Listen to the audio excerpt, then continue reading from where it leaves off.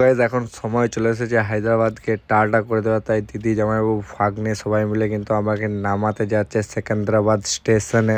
আর এদিকে ভাগ্নে প্রচন্ড লজ্জা পাচ্ছে। আর সেকেন্দ্রাবাদ স্টেশনের বাইরে কিন্তু এই মার্কেটটা রয়েছে, তো সেখানে দিদিরা তাদের নিত্য প্রয়োজনীয় অনেক রকম জিনিস কিনছে। তারপর সবাইকে টাটা করে আর সেকেন্দ্রাবাদ স্টেশনকে টাটা করে আমি বেরিয়ে পড়ি খড়গপুরের উদ্দেশ্যে ফলকনামা এক্সপ্রেসে করে।